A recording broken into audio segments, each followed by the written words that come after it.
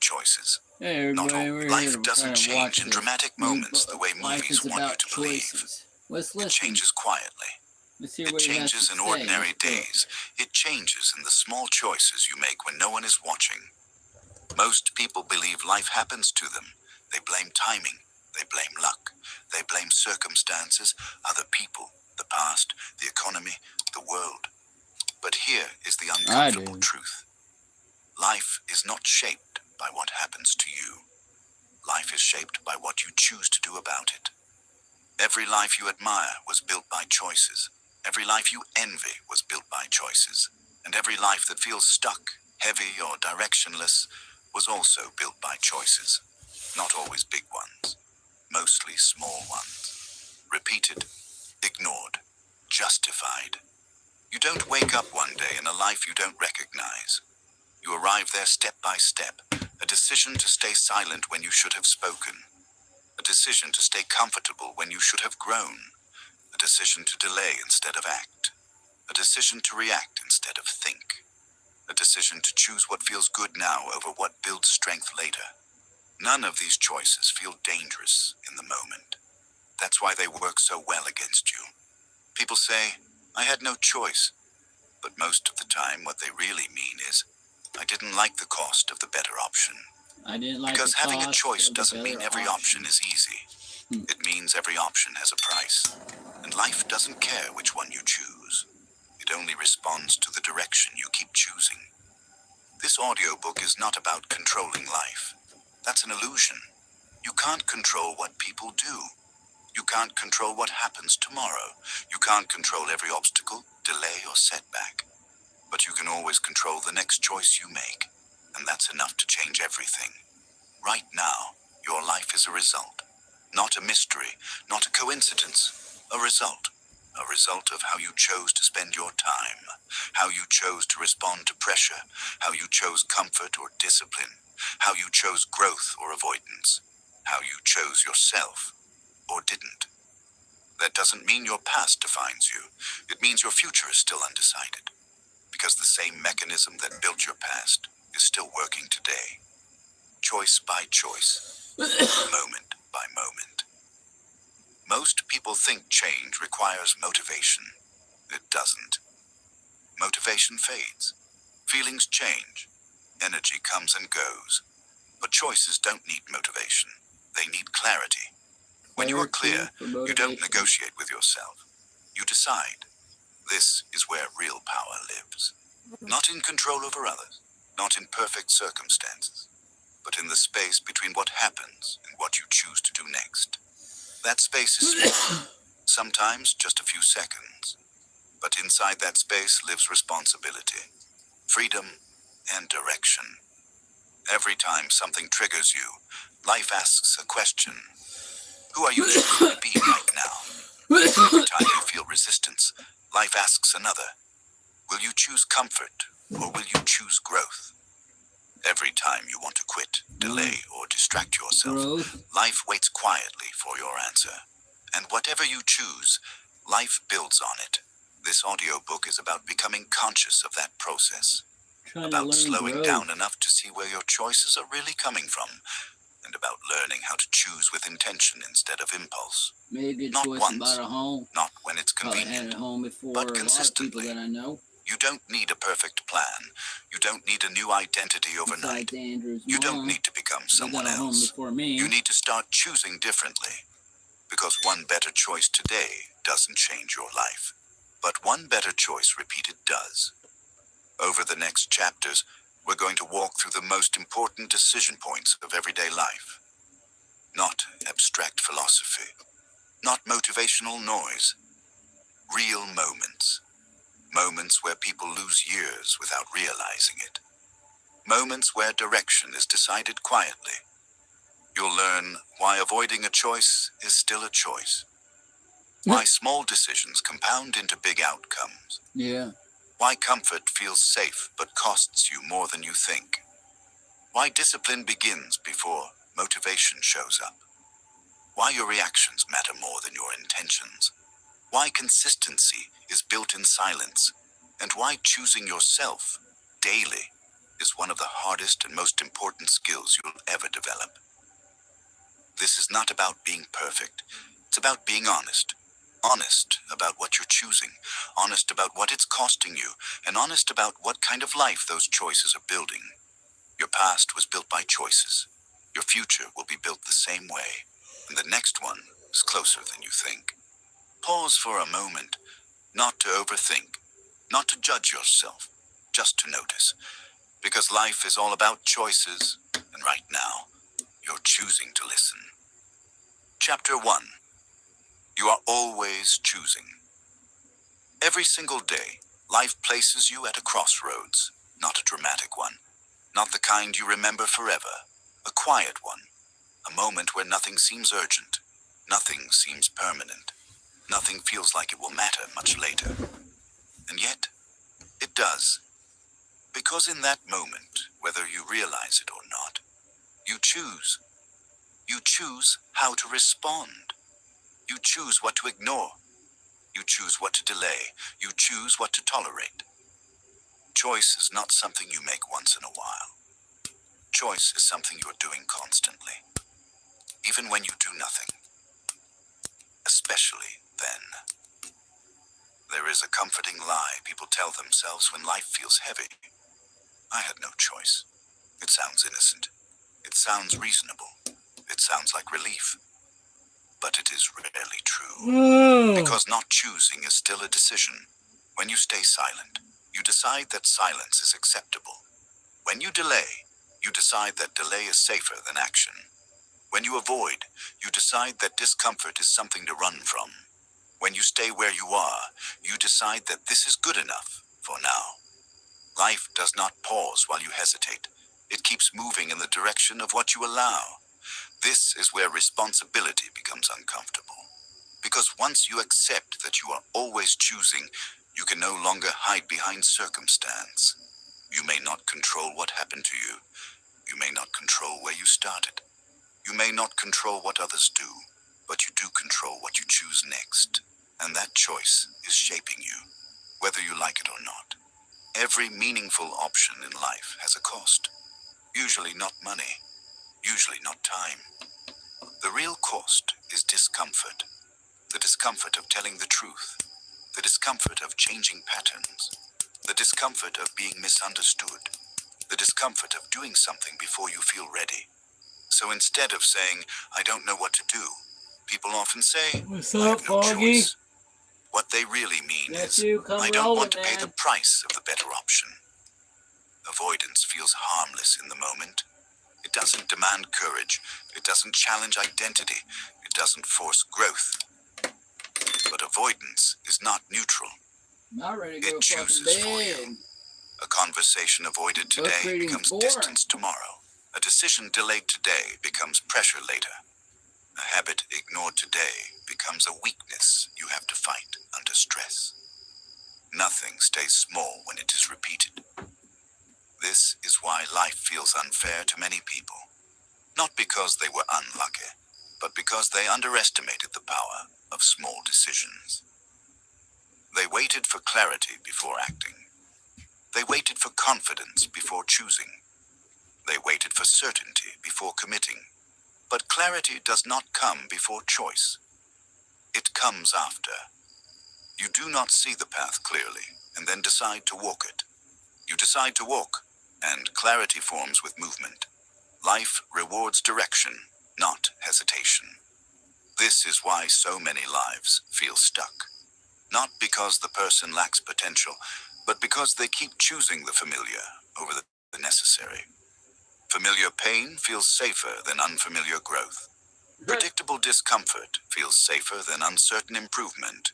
So, days fill with distractions, busy routines, endless thinking, and nothing changes. Life is not cruel, it is consistent. If you consistently choose comfort, life gives you fragility. If you consistently choose avoidance, life gives you anxiety. If you consistently choose distraction, life gives you confusion. But if you consistently choose responsibility, life gives you clarity. If you consistently choose discipline, life gives you confidence. If you consistently choose growth, Life gives you strength. This is not motivation. It is cause and effect. You do not need to change everything today. You do not need to become someone else overnight. You do not need one perfect decision to fix your future. You need honesty. Honesty about where you are choosing and where you are pretending not to. Right now, there is something you are avoiding. You already know what it is. A conversation, a habit, a boundary, a decision you keep postponing. You do not have to act immediately, but you do have to see it clearly, because the moment you admit, I'm choosing this, you regain power. Not power over life, power over direction. Being stuck is rarely about lack of options. It is often about loyalty to a choice that no longer serves you. The moment you stop saying, I had no choice, you stop giving your future away. You do not need certainty to choose. You do not need confidence to choose. You do not need permission to choose. You only need to accept that you are already choosing every day. And once you accept that, you can begin choosing with intention instead of habit. Avoidance feels safe, but it always charges interest. Not choosing feels passive, but it actively shapes your life. And the most dangerous position you can take is believing that your choices don't matter. Because they do. They always have. And they are doing it right now. Chapter 2. Small choices create big lives. Nothing about the beginning feels important. That is why it works. Small choices never announce themselves as turning points. They don't feel heavy. They don't feel dangerous. They feel harmless. One more day of delay. One more excuse. One more time choosing what's easy instead of what's necessary. Individually, none of these moments seem capable of shaping a life. But together, they decide everything. Life does not change in leaps. It changes through accumulation. Every choice you repeat becomes a vote. Not for who you wish to be, but for who you are becoming. You don't suddenly wake up disciplined. You build discipline by choosing effort when comfort is available. Choosing. You don't suddenly become confident. You build confidence by keeping small promises when no one is watching. You take a You chance. don't suddenly lose direction. Make a choice. You lose it by repeatedly choosing distraction over focus. This is how lives quietly separate. Two people can start in the same place, same background, same opportunity, same potential. Years later, their lives look nothing alike. Not because one made a single heroic decision, but because one chose slightly better, consistently. Not always. 5 minutes of movement instead of scrolling. 10 minutes of reflection instead of noise. One uncomfortable conversation instead of silence. One honest boundary instead of resentment. Small choices don't feel powerful, but they are persistent, and persistence always wins. The mind resists this truth because it wants change without patience. It wants results without repetition. It wants growth without discomfort. So it waits for a moment that feels big enough to matter. That moment rarely comes. Life doesn't reward intensity. It rewards direction. Direction is set by what you choose on ordinary days. The day you don't feel motivated. The day nothing exciting is happening. The day no one is watching or applauding. Those days build your future. This is why habits matter more than goals. Goals are ideas. Habits are decisions repeated. A goal without aligned daily choices is just imagination. You don't rise to the level of your hopes. You fall to the level of your habits. Every habit you keep is a quiet agreement with your future. It says, this is the kind of life I'm building. And every habit you tolerate is doing the same. People underestimate how quickly small choices compound. They think tomorrow will be different without today being different. But tomorrow is built from today's decisions. A small choice made once does very little. The same choice made daily becomes identity. This is where responsibility becomes empowering. Because if your life is the result of accumulation, then changing direction doesn't require dramatic effort. It requires consistency. You don't need to do more. You need to do less. Better. One decision repeated is more powerful than 10 decisions abandoned. This is also why regret is rarely about one moment. It's about patterns. People don't regret missing one workout. They regret years of choosing comfort over health. They don't regret one avoided conversation. They regret relationships eroded by silence. Right. They don't regret one distracted day. They regret a life lived without focus. The pain arrives late, but the cause was early. Life compounds quietly. What you choose to read compounds. What you choose to watch compounds. What you choose to eat compounds. What you choose to think about compounds. What you choose to ignore compounds.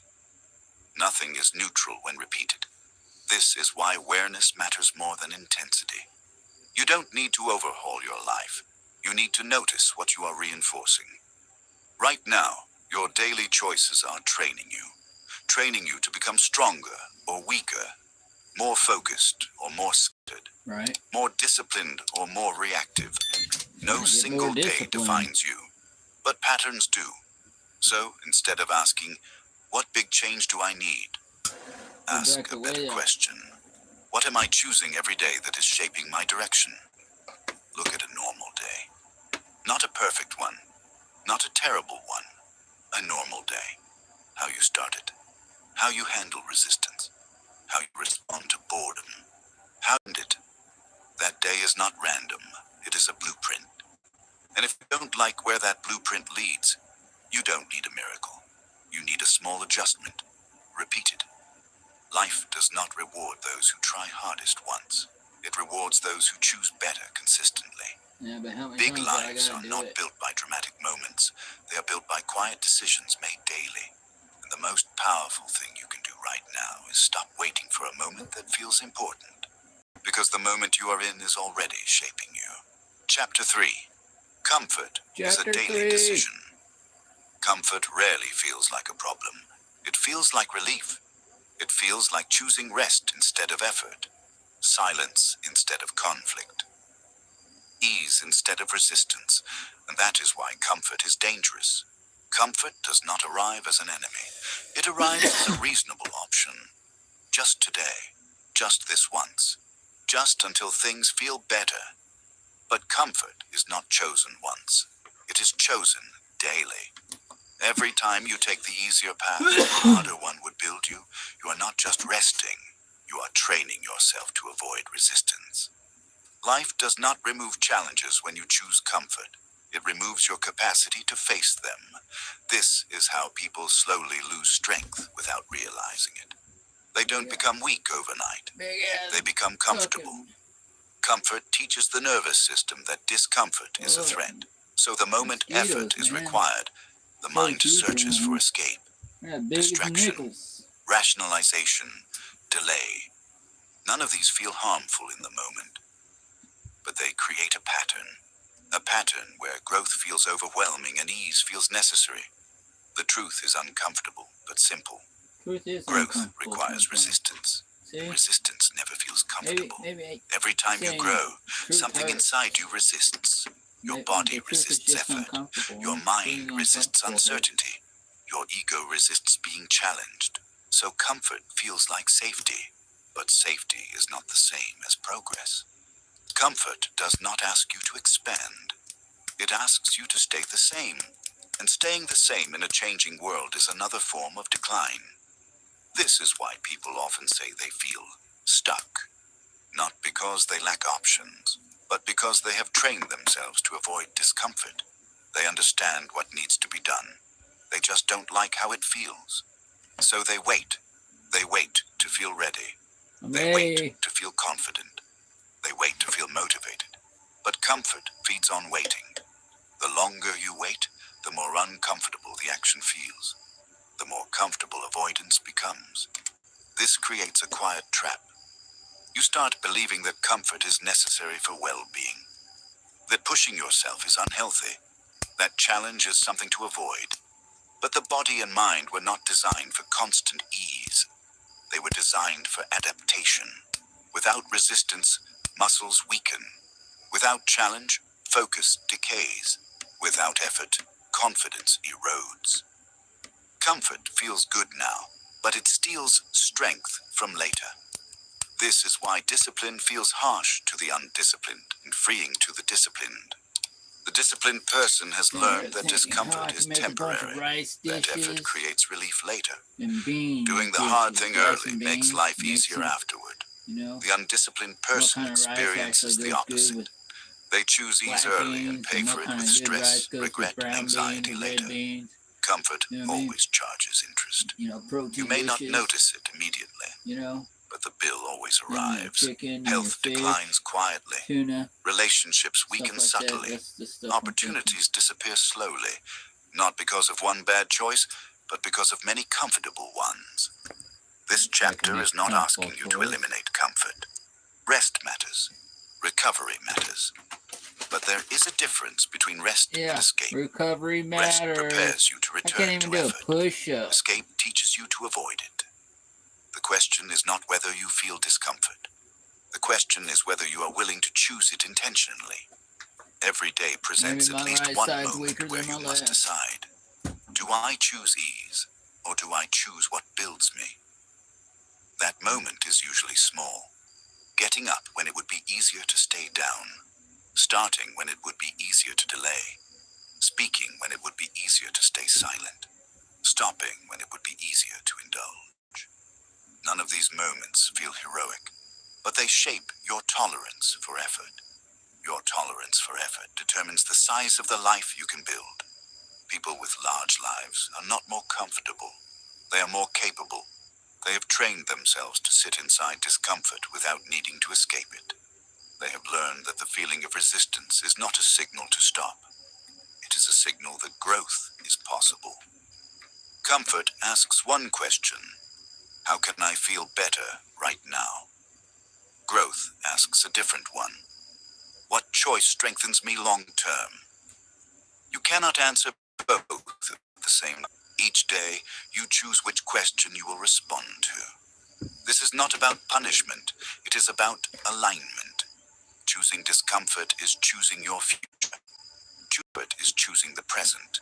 Neither is evil, but they lead to very different lives. And the life you experience 5 years from now will not be the result of one bold moment.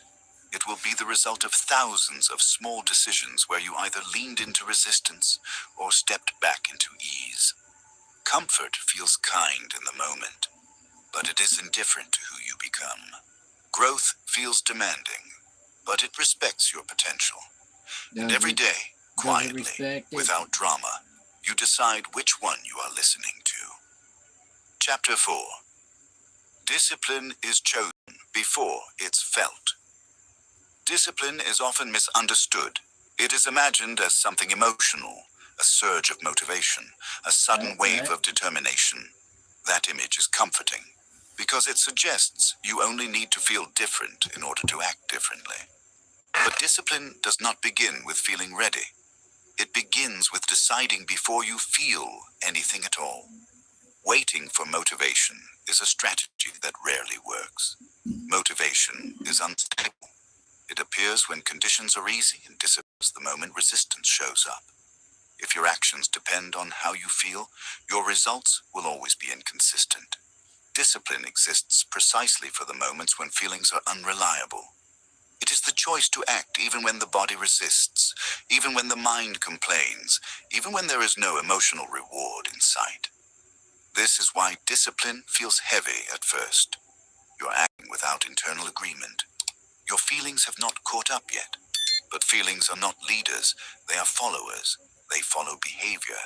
Confidence follows action. Clarity follows commitment. Energy follows movement. You do not wait to feel disciplined. You act disciplined, and the feeling comes later. Most people reverse this order. They wait to feel inspired. They wait to feel certain. They wait to feel capable. And while they wait, nothing changes. Discipline is not about forcing yourself endlessly. It is about removing negotiation. Every time you debate with yourself, you drain energy. Should I start now or later? Should I skip today or not?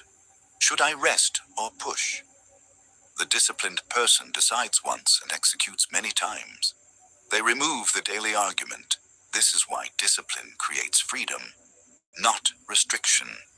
When a decision is already made, your mind relaxes. There is no internal conflict, no wasted energy, just action. Undisciplined lives feel chaotic because everything is negotiated daily. Nothing is stable. Nothing is automatic. Everything depends on mood. Mood is a terrible leader. Feelings are shaped by sleep, nutrition, stress, and environment. They are volatile by nature.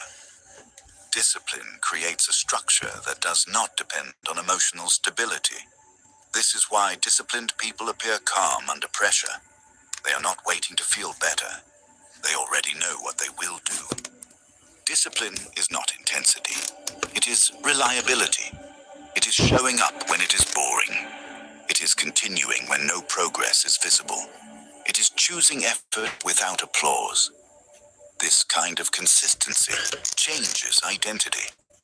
Each disciplined action sends a signal. I do what I said I would do. That signal builds trust with yourself. And self-trust is a powerful thing. Without it, confidence collapses.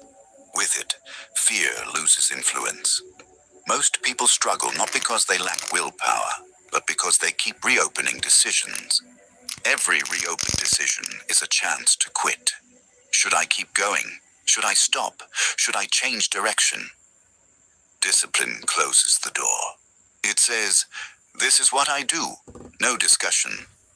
That does not mean rigidity. It means commitment. You can adjust direction deliberately, but you do not adjust based on discomfort. Discomfort is expected. If discipline felt good immediately, everyone would have it. The reason discipline separates people is because it asks you to act without emotional confirmation. And over time, something interesting happens. What once felt heavy begins to feel normal. What once felt difficult begins to feel manageable. What once required effort begins to feel natural. This is not because the task changed, it is because you changed. Discipline trains your nervous system to tolerate effort. Tolerance creates capacity. Capacity creates options. Suddenly, things that once felt overwhelming become part of your baseline. This is why disciplined people can do more without feeling constantly exhausted. They are not fighting themselves. They decided early. This chapter is not asking you to become extreme. It is asking you to become decisive. Choose a few things that matter. Decide how they are done. Stop renegotiating. Do not ask yourself how you feel about it today. Ask whether it aligns with the life you are building. Discipline does not care about your mood. It cares about direction, and direction, sustained long enough, creates a life that feels stable, capable, and calm.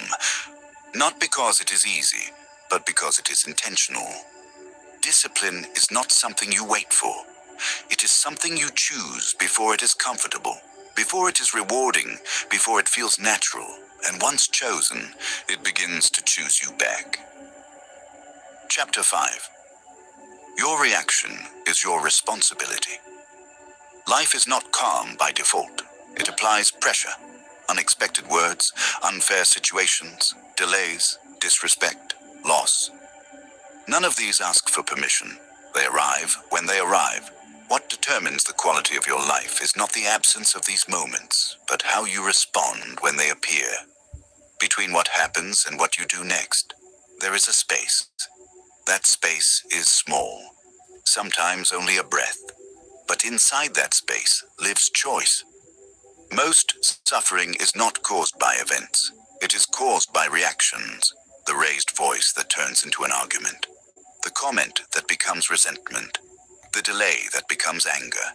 The mistake that becomes self-hatred. Events trigger emotions. That is natural. But emotions do not need to control behavior. This is the core of emotional discipline. You are not responsible for what happens. You are responsible for how you respond. This is where many people lose power. They give it away without realizing it. They say, "You made me angry. You ruined my day. They triggered me." What those statements really mean is, I handed control to something external. Once you do that, you're no longer steering your life. You are reacting to it. Reaction is fast, automatic, unexamined. Response is slow, intentional, chosen. The difference between the two decides the difference between chaos and clarity. The mind often justifies reactions by calling them honesty, or authenticity, or being real. But uncontrolled reactions are not honesty. They are habits. Habits formed under pressure and repeated without awareness. Every time you react impulsively, you reinforce that pathway. Your nervous system learns. This is how we deal with stress. Over time, reactions become quicker, stronger, and harder to interrupt.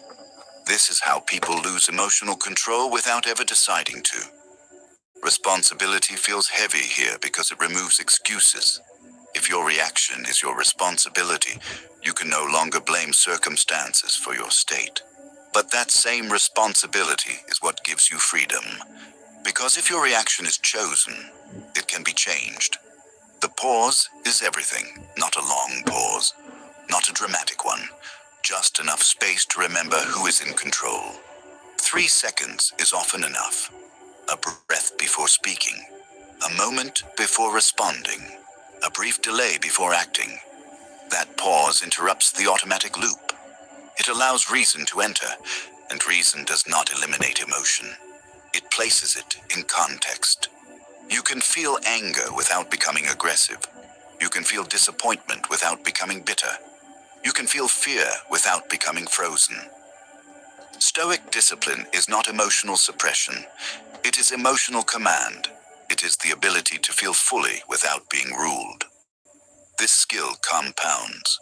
Each time you choose response over reaction, you strengthen that capacity. You begin to notice triggers earlier. You regain composure faster. You waste less energy on regret.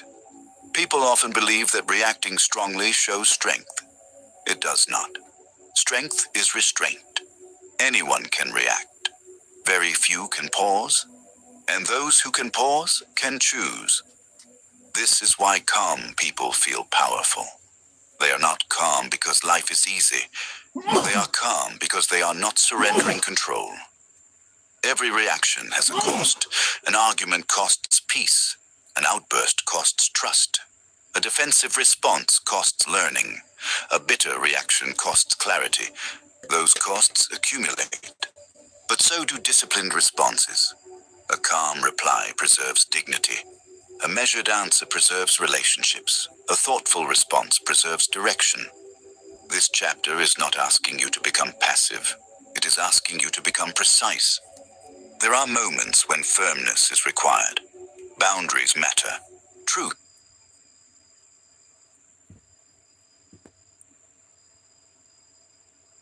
When firmness is required. Wow. Boundaries matter. Truth matters. But firmness chosen deliberately is very different from anger expressed impulsively. One builds respect. The other creates damage. You do not need to win every moment. You need to remain in control of yourself. Because when you lose control of your reaction,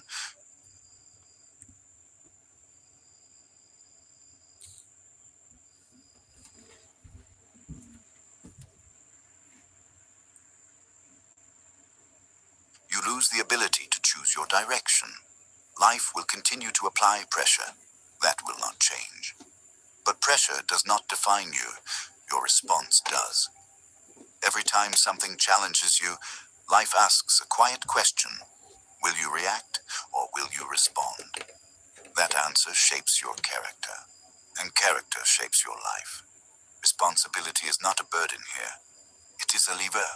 Chapter 6. Who you listen to is a choice. Your life is shaped by voices, not just the loud ones, the repeated ones. Every day, ideas pass through your mind, opinions, judgments, expectations, fears that did not originate from you. Very few of them arrive by accident. Attention is not neutral. What you allow into it leaves a mark.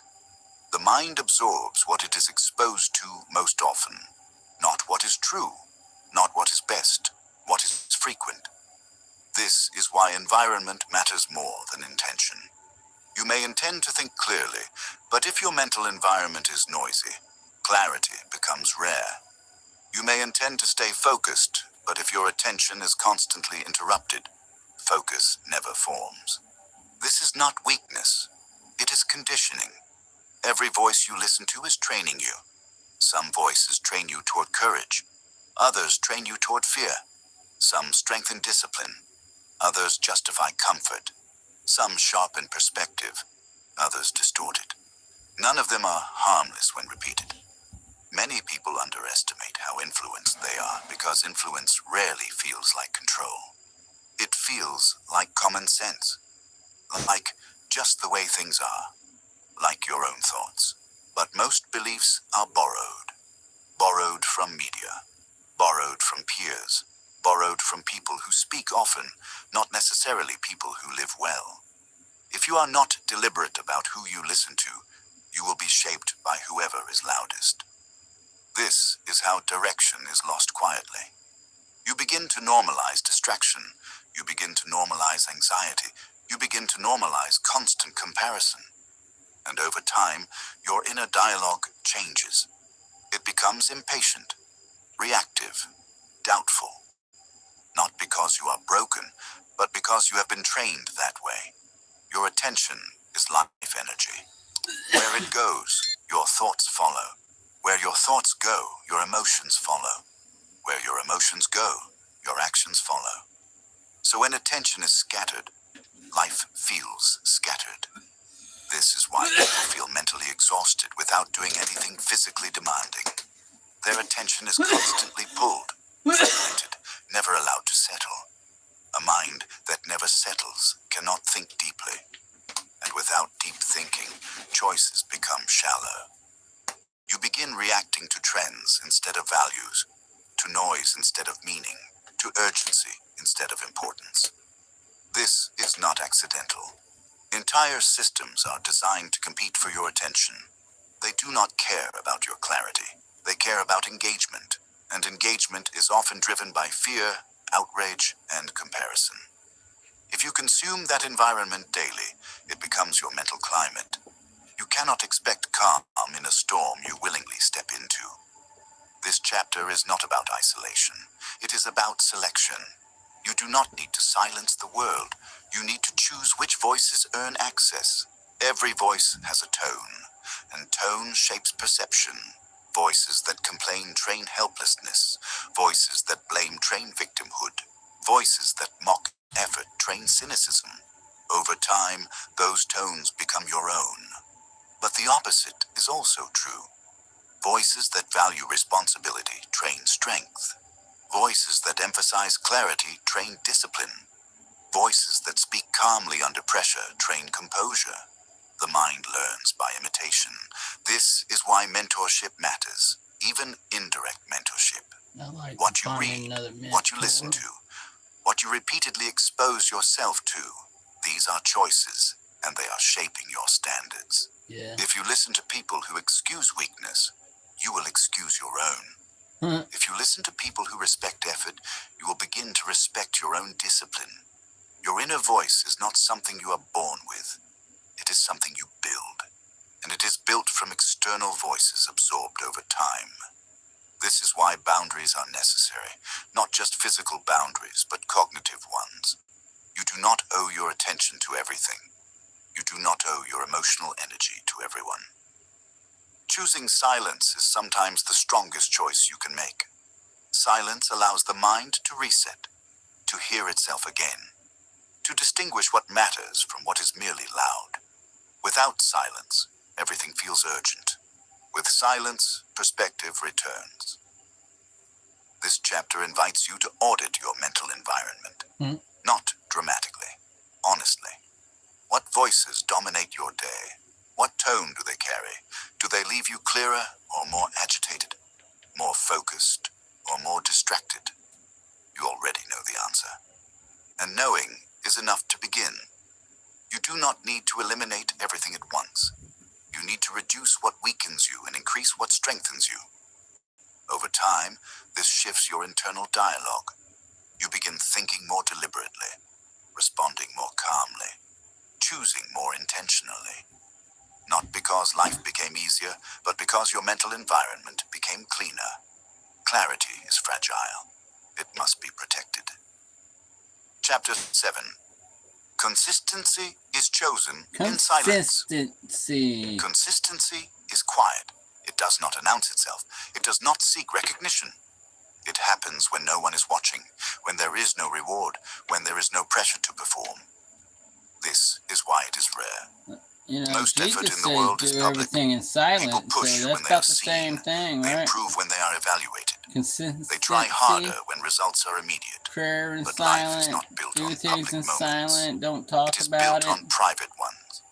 What you do when no one notices reveals who you are becoming.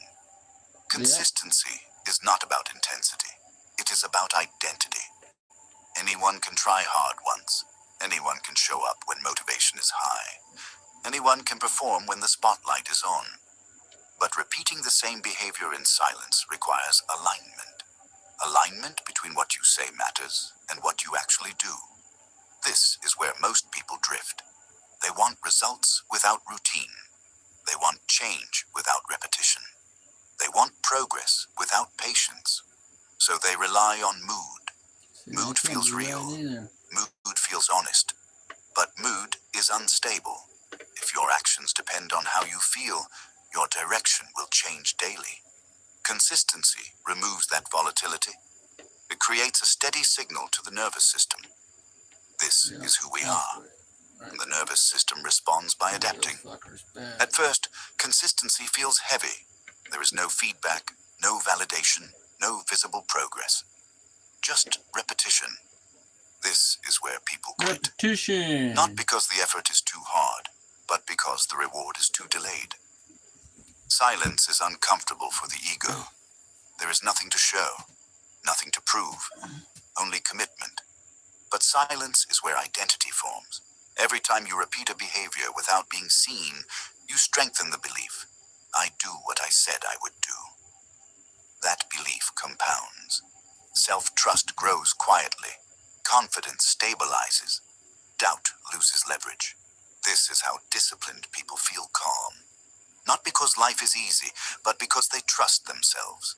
They do not rely on motivation. They rely on patterns. Patterns reduce decision fatigue. They remove negotiation. There is no question of whether to act. The answer is already built in. This frees mental energy. Undisciplined lives feel exhausting because every day requires convincing yourself again. Consistency is efficient. It conserves willpower by making behavior automatic. This is why small, repeatable actions are more powerful than ambitious plans. Plans excite the mind. Repetition changes the body. Identity is not shaped by what you think you are. It is shaped by what you repeatedly do. You cannot lie to repetition. Over time, behavior becomes belief. I am someone who shows up. I am someone who finishes. I am someone who follows through. These beliefs are not affirmations. They are earned. Silence is also where discipline is tested. Without external pressure, excuses feel reasonable. No one will know if you skip today. No one will care if you delay. No one will hold you accountable, except one person, you. And that is enough, because you are the one who lives with the consequences. Consistency in silence creates a strange confidence. Not loud, not performative, stable. You know what you can rely on, and that steadiness becomes strength. This is why consistency compounds faster than talent. Talent without consistency creates potential. Consistency without talent creates results. Over time, consistent effort builds skill. Skill builds confidence. Confidence expands opportunity. This chain begins in silence. This chapter is not asking you to do more. It is asking you to do less, but repeatedly. Choose a small behavior that aligns with the life you want. Make it simple. Make it repeatable. Then protect it from interruption. Not aggressively, calmly. Treat it as non-negotiable. Not because it is impressive, but because it is necessary. You do not need perfect execution. You need continuity. Miss a day, return the next. No drama, no self-judgment. Consistency is not perfection. It is resilience, the ability to return without losing direction. This is how long-term results are built. Not through pressure, not through intensity. Chapter 8. Choosing yourself changes everything. Choosing yourself is often misunderstood. It is confused with selfishness, with arrogance, with indifference toward others. But choosing yourself is none of those things. Choosing yourself is responsibility. It is the decision to stop abandoning your own standards, to stop betraying your values for comfort or approval, to stop living according to expectations that were never yours to carry. Many people avoid choosing themselves because it feels dangerous. They fear being judged. They fear disappointing others. They fear losing connection. So they compromise. A little at first, then a little more. Until compromise becomes a way of life. They say yes when they mean no. They stay silent when something feels wrong. They give time, energy, and attention they cannot afford. Over time, something erodes. Self-respect, not all at once, quietly. And when self-respect weakens, everything else becomes harder. Boundaries blur, resentment builds, confidence fades. Life begins to feel heavy, not because of effort, but because of misalignment. Choosing yourself is the act of correcting that alignment. It is deciding that your time matters, that your energy is finite, that your attention is valuable, and that how you use these things determines the quality of your life. Self-respect is not something you demand from others. It is something you demonstrate through choices. Every time you keep a promise to yourself, you strengthen it. Every time you ignore your own needs, you weaken it. People often wait for confidence before choosing themselves. But confidence does not come first. Self-respect comes first. Confidence follows. You do not feel worthy and then act accordingly. You act with self-respect, and worth becomes evident. This is why small decisions matter so much here. Getting enough rest, ending conversations that drain you, doing the work you said you would do, saying no without explanation. These are not dramatic acts. They are quiet votes. Votes for the kind of life you are willing to live. Choosing yourself also means accepting solitude at times. Not loneliness, solitude. The space created when you stop performing for approval. With solitude. That space can feel uncomfortable at first. Without constant feedback, the mind grows restless. But within that space, clarity forms. You begin to hear your own thoughts again, to recognize your own standards, to understand what you actually want, not what you are told to want. Many people never experience this because they are always reacting to others. Others' opinions, others' needs, others' expectations. They live externally. Choosing yourself is the shift inward.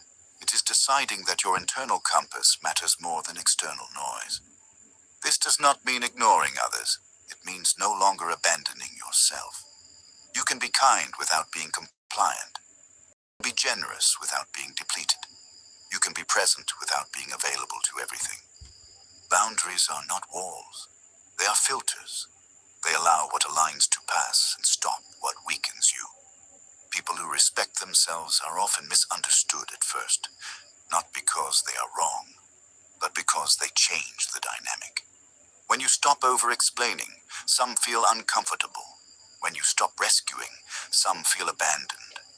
When you stop tolerating disrespect, some feel exposed. This is not your problem to solve. Choosing yourself will reveal who benefits from you not doing so.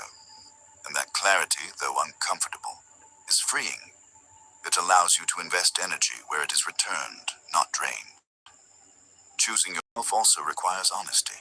Honesty about what you can handle, what you want to build, what you are willing to sacrifice, and what you are not. You cannot choose everything. Every The yes king is supposed costs to fix the something king, else. and the queen's supposed So to fix the choosing queen. yourself means choosing priorities.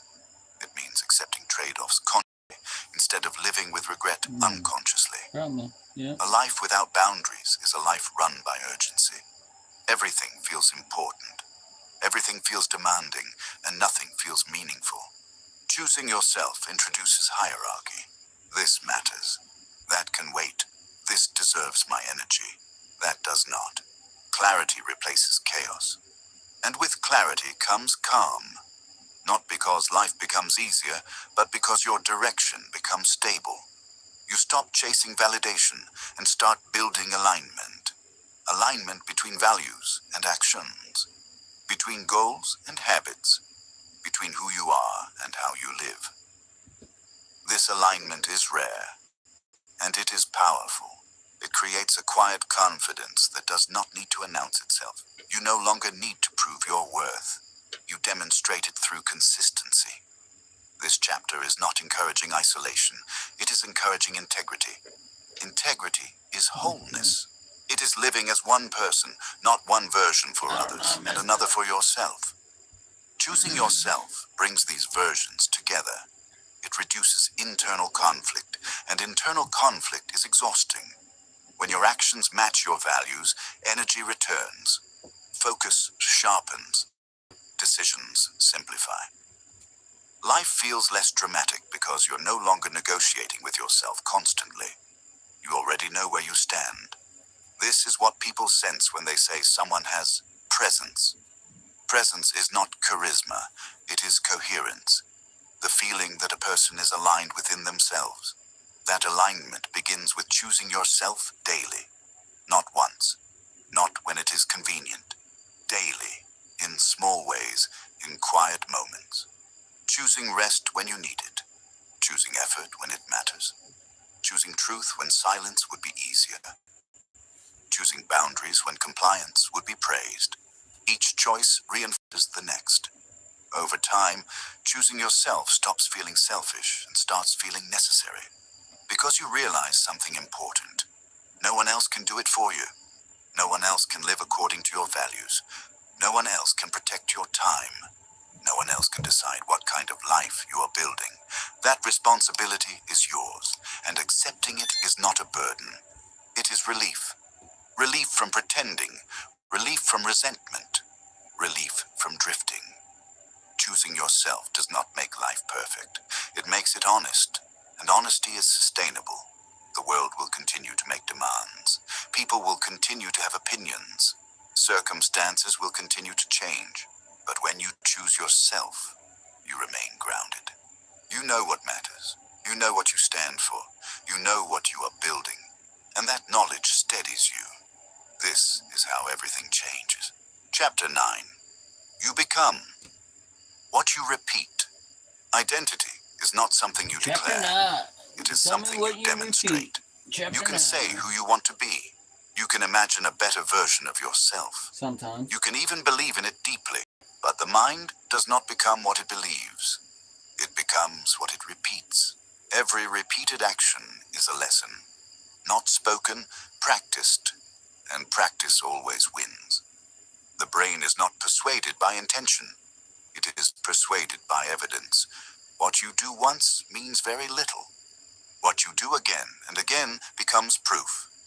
This is why change feels difficult for many people. They try to think their way into a new identity without behaving their way into it. They wait to feel like a disciplined person before acting disciplined. They wait to feel confident before acting with confidence. But identity does not work that way. Action comes first. Identity follows. Every time you repeat a behavior, you are casting a vote. A vote for the kind of person you are becoming. Missed once, the vote is weak. Repeated daily, the vote becomes decisive. This is how habits stop feeling like habits and start feeling like a personality. You don't wake up one day and decide who you are. You wake up one day and realize who you have been practicing. This applies to everything. If you repeatedly avoid discomfort, you practice avoidance. If you repeatedly quit when things get hard, you practice quitting.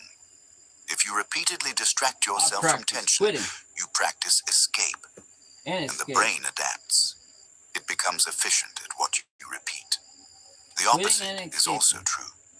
If you repeatedly show up, you practice reliability. I show up If a you lot. repeatedly act despite resistance, you practice courage.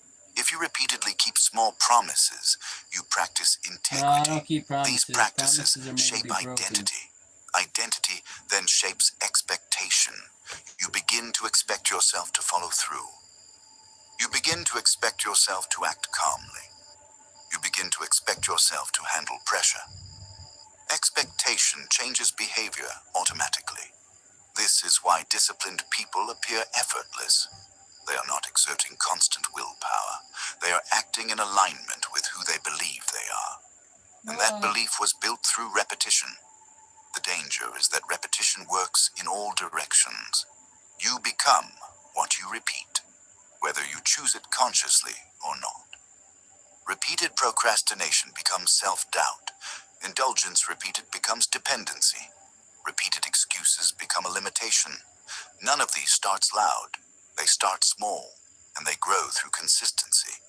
This is why identity-based change lasts and outcome-based change fades. If you chase results without changing behavior, the results feel temporary. If you change behavior long enough, results become inevitable. The mind is always asking a quiet question. What kind of person does this? What kind When of your person? actions answer that question consistently, identity forms. This is also why guilt is ineffective long-term. Guilt focuses on what you failed to do. Repetition focuses on what you practice next. Identity is not built by self-criticism. It is built by self-evidence. One honest repetition is worth more than 1,000 motivational thoughts. This chapter invites you to stop asking, "Who do I want to be?" and start asking something more precise. What am I practicing? Look at your days. Not the exceptional ones, the ordinary ones. What do you repeat when you are tired? What do you repeat when you are bored? What do you repeat when no one is watching? Those moments are shaping you faster than moments of inspiration ever could. You do not need to repeat everything perfectly. You need to repeat what matters consistently. This is where simplicity becomes powerful. Choose a few behaviors that reflect the person you want to become. Make them small enough to repeat, clear enough to execute, specific enough to measure. Then repeat them, not until you feel different, until you become different. Repetition removes the drama from change. There is no need for emotional intensity, no need for constant reflection, no need for motivation. Just practice. Practice showing up. Practice finishing. Practice restraint. Practice honesty. Over time, the mind stops arguing. It accepts the evidence. This is who we are. That acceptance brings stability. You no longer wonder if you can handle something. Right. You know how you respond to pressure. Right. You have seen yourself do it. This is confidence grounded in experience, not belief. The most important repetition of all is how you treat your own standards. Do you keep them when it is inconvenient? Do you abandon them when no one notices? Do you negotiate with them under pressure? Standards repeated become character, and character decides outcomes long before circumstances do. You do not need to transform your life all at once. You need to repeat the right things long enough. Life bends toward consistency, not quickly, not dramatically, but reliably. You do not rise to the person you imagine. You rise or fall to the person you practice. And every day, quietly, you are practicing something. Chapter 10. Chapter 10. The life you avoid is the life you're choosing. The life we're trying Avoidance to avoid rarely is the feels life like we're a trying to decision. choose. It feels like delay, like caution, like waiting for a better time. But avoidance is one of the most powerful choices you make, because what you avoid does not disappear. It waits, and while it waits, it shapes the direction of your life. The life you avoid today is quietly becoming the life you live tomorrow. Not because you wanted it, but because you chose not to face it. Most people imagine that danger comes from action, from taking risks, from making bold moves. But for most lives, danger comes from avoidance. Avoiding discomfort, avoiding responsibility, avoiding truth, avoiding the work required to become who you know you could be. Avoidance feels safe in the short term. It protects you from anxiety, from conflict, from failure. But it extracts a price over time. That price is direction. Every avoided action narrows the range of futures available to you. Not dramatically, incrementally. And because the change is slow, it feels invisible. Until one day, you look up and realize the path has closed behind you. People rarely regret the risks they took and failed. They regret the risks they never took at all. Not because the outcome would have been perfect, but because avoidance made the decision permanent. There is a particular pain that comes from this realization, a quiet pain, one without drama, the pain of knowing you did not lose because you tried and failed, but because you never fully chose. Avoidance trains the nervous system to retreat. Each time you step back from discomfort, the mind learns. This is how we survive. And survival becomes the standard. Growth is no longer the goal. Safety is. But safety, pursued long enough, becomes confinement. You begin to organize your life around what you can tolerate, not what you are capable of. You choose work that feels secure instead of work that feels meaningful. You choose relationships that feel familiar instead of relationships that demand honesty. You choose routines that feel manageable instead of routines that would challenge you. Sometimes. None of these choices feel wrong in isolation. That is why they work. Avoidance rarely looks like self-sabotage. It looks like reason. I'll do it later. Now isn't the right time. I need to be more prepared. I don't want to rush. Sometimes these statements are true. Often they are disguises. Disguises for fear. Fear of failure. Fear of rejection. Fear of exposure. Fear of discovering that you are capable of more than you are currently willing to give. Fear does not always scream. It whispers. And when fear whispers, avoidance listens. The tragedy is not that fear exists. Fear is natural. The tragedy is building a life that revolves around avoiding it. When fear dictates choices, potential shrinks. You stop asking, what could I build? And start asking, what can I avoid losing? That shift changes everything. You become defensive instead of creative, reactive instead of intentional, cautious instead of decisive. Life becomes something to manage, not something to shape. Avoidance also distorts time. The future feels distant, abstract, unreal, so you trade it for immediate relief. But the future always arrives, and it arrives carrying the weight of what you chose not to do. The conversation you avoided becomes distant.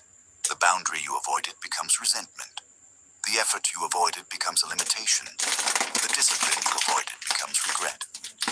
Regret is not sudden. It accumulates. It is the echo of avoided moments. People often think regret comes from mistakes. More often, it comes from hesitation, from standing at the edge of a decision and stepping back again and again until the opportunity quietly expires. This chapter is not asking you to eliminate fear. That is unrealistic. It is asking you to stop letting fear decide. Fear will always offer a reason to wait, to delay, to choose comfort over growth. But fear has no interest in your future, only in immediate relief. If you let fear vote daily, it will win every election. Avoidance also erodes self-trust. Each time you know what needs to be done and choose not to do it, something weakens inside you. Not confidence, credibility. You stop believing your own intentions.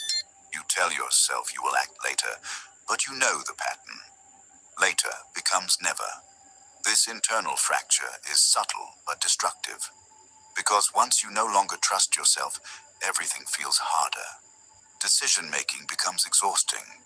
Motivation becomes unreliable. Hope feels hollow. Choosing avoidance does not protect you from pain. It postpones it and multiplies it. The discomfort you avoid today returns later with interest. And unlike the original discomfort, which could have strengthened you, this one only drains.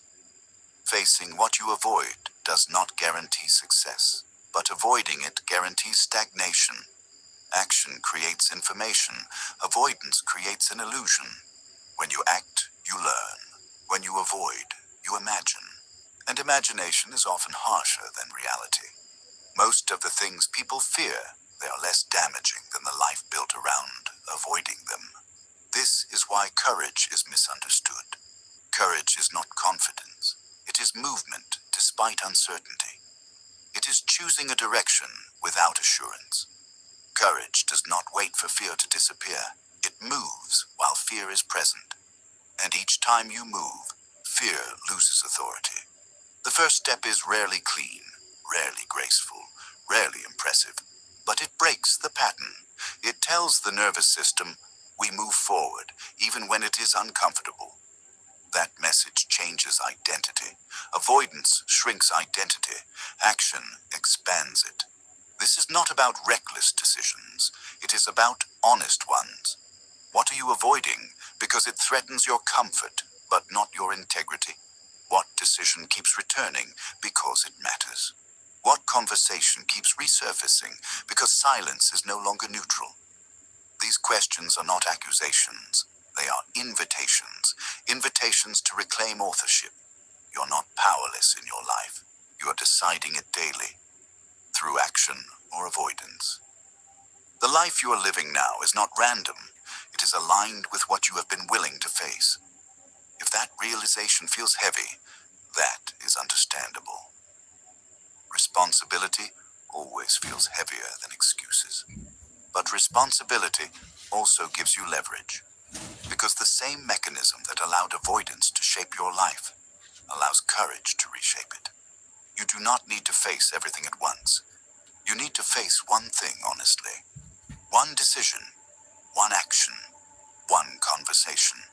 Not because it guarantees success, but it restores momentum. Momentum changes perception. What once felt impossible begins to feel manageable. What once felt overwhelming begins to feel clear. Avoidance collapses under movement. The life you avoid today is not punishing you. It is waiting for your choice. And that choice does not need to be loud. It needs to be real. This chapter is not about pressure. It is about truth. The truth is that avoidance is a choice. The truth is that choice shapes life. The truth is that direction can still change. The future is not asking you to be fearless. It is asking you to stop running. Because the life you avoid does not vanish.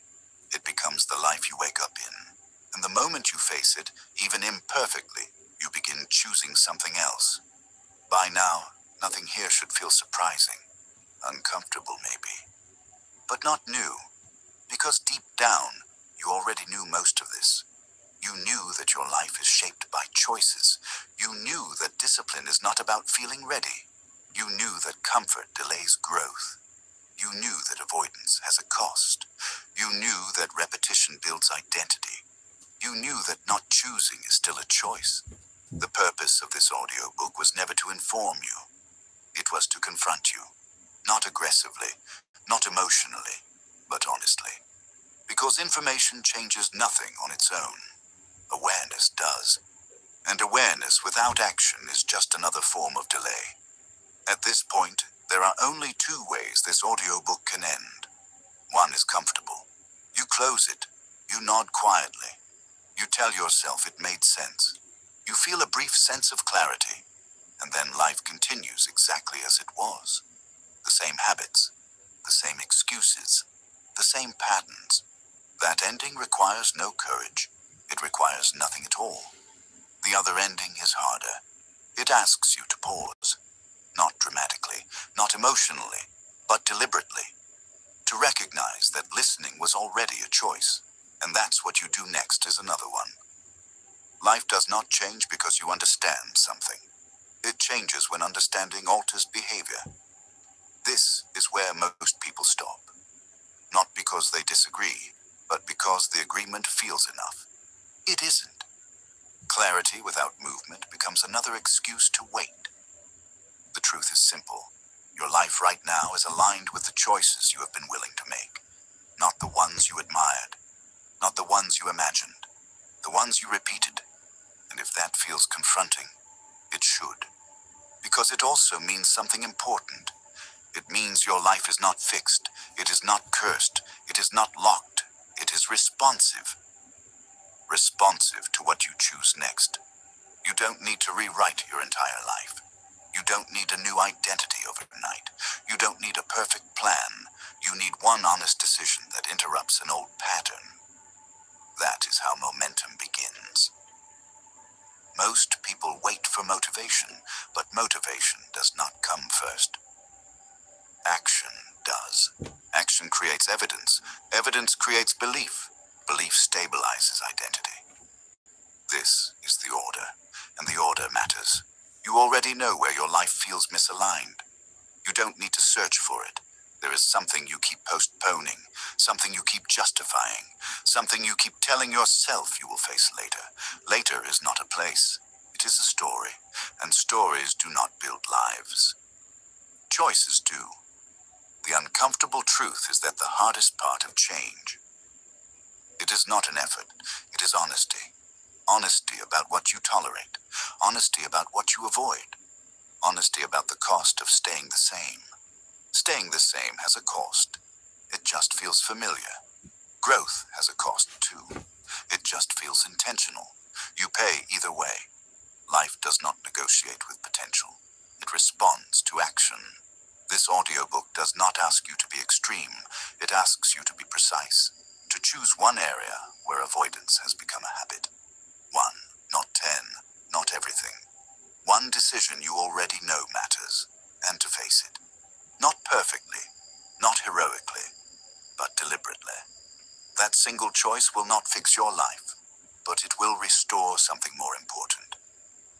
Direction. Direction changes everything. When you have direction, effort makes sense. Discomfort becomes meaningful. All right. Sacrifice feels chosen, not forced. Without direction, even easy things feel heavy. This is why so many people feel exhausted without doing anything difficult. They are carrying indecision. Indecision drains more energy than action ever will. Choosing ends that drain. Even when the choice is hard, especially then. Damn, that's crazy. Know what I mean? Well, let's give thanks to that channel right there. That's nuts. Thumbs up.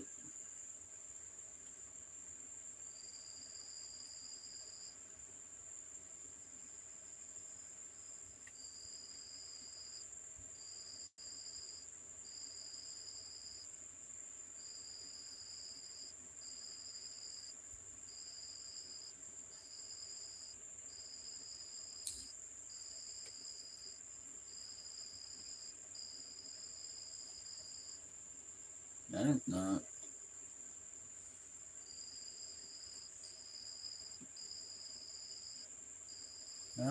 I'm at 2%.